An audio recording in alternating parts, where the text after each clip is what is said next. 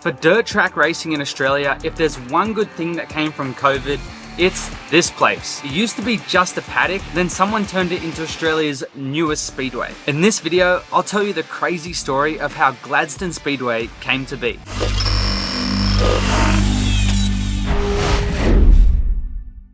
Hey everyone, are you in business for yourself? Maybe you own and run a transport business and are eyeing off a new truck or trailer, or maybe you're a tradesman needing another essential tool. Well, here's a game changer for you. Check out Credit One Equipment Finance. They are Australia's top choice for financing for good reason. Whether it's transport, construction, farming, or any trade, Credit One Equipment Finance is perfect for your business. No matter your industry or equipment needs, Credit One Equipment Finance is your go-to solution. They understand that growing your business means having the right equipment and tools, which often requires substantial investment. With Credit One's diverse finance options, you can acquire your excavator, van, truck, crane, or whatever your job demands. But hey, don't just take my word for it. Check out over 1,800 glowing 5-star reviews on Google. That's right, 1,800 and counting. For competitive rates and solutions that beat the banks, and for lightning fast loan approvals,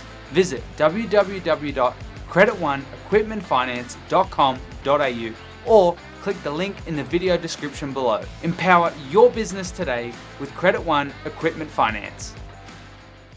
So Gladstone Speedway is located in central Queensland. Queensland is bloody huge. So to give you an idea, Gladstone is about 500 kilometers north of the state capital of Brisbane. And just like the majority of the Australian population, it's on the coast, making it an ideal location for tourists. Now, this isn't the first track that Gladstone has ever had. As we mentioned in our first ever video when visiting Gladstone, the showgrounds, which is right in the middle of town, hosted sprint car racing over 40 years ago, and not just some tiny little show either. Top names like Rush, Tatnall, and Dumsney all made the trip and raced for 10 grand back in the 1980s. But it really was, or is, because it's still there, very much a showground style of venue that isn't necessarily ideal to showcase sprint car racing. And due to a falling out, the Gladstone Auto Club stopped racing at the showgrounds from 1997 and eventually moved to a new location. A part of the Gladstone region, about 20 to 25 minutes south of the showgrounds, is Banaraby. And this location at Banaraby hosts a number of different motorsport disciplines. There's a driver training pad that also gets used for drift events, a motocross track, and hidden behind the thick trees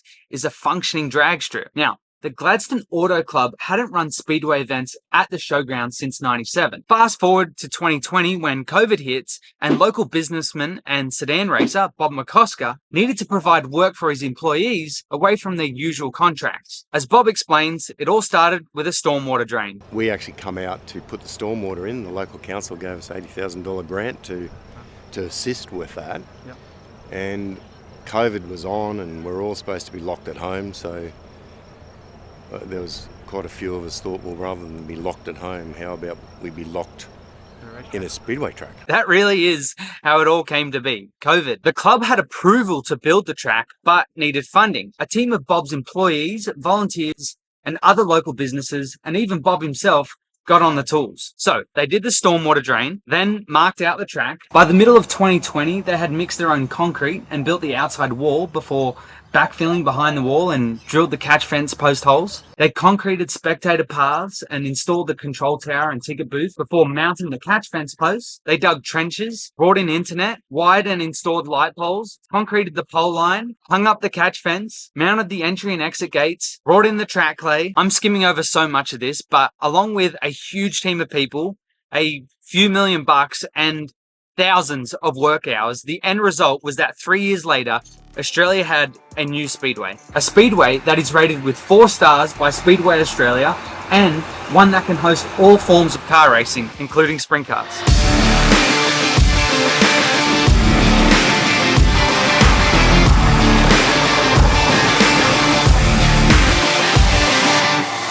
Finally, on April 15 of 2023, McCosker's Gladstone Speedway held their first speedway meeting. It's not until now that I research all of this that I realize how much of a big deal this really was for the local community. When this track hosted their first sprint car show in October of the same year. That was also our first visit to the Gladstone track, and I'm so glad that we got to make a video covering the night. Okay, so onto the track. At first glance, the most noticeable thing about the track is the shape. It's kind of like a big egg, and you can thank or blame Bob for that. He told me he walked out there and marked it out himself. The front straight is very straight and leads into a tight turn 1 before turn 2 opens up into a curved backstretch.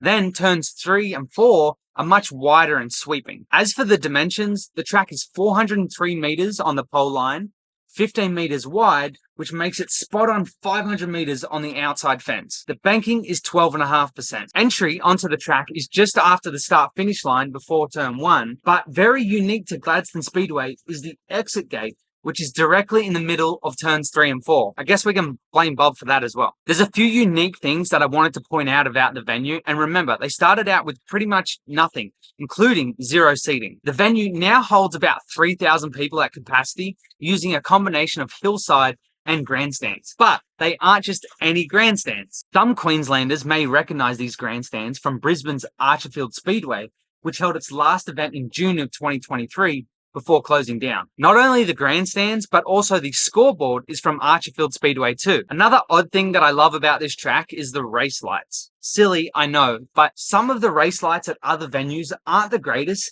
yet this place has these huge vertical beams that really stand out. I wish every speedway had these race lights, or at least better ones. If not for our most previous visit, I probably wouldn't mention this, but the drainage works pretty well too. I've been pretty critical of the $100 million plus venue that was built in my hometown of Sydney and their drainage problems, but I'm glad to say that Gladstone's works pretty well. They can now proudly say that they've run race events on the same night of being swamped with rain at 5 p.m. Basically, unless it keeps raining, this place can never rain out. As Bob mentioned earlier, getting the correct drainage level to where it ran to the creek out the back was critical to all of this working. So, what could become of McCosker's Gladstone Speedway? Well, really, this place started with nothing, and already within a few short years, this place has more than most tracks could dream of. It's got a beautiful entry road that leads to an entire complex of different tracks. It's got a great layout and room for more or bigger grandstands. Since opening, they've also added extra netting above the fencing where spectators sit, along with a new camera tower in turn 2. I hear they're looking at a permanent big screen. Their events have this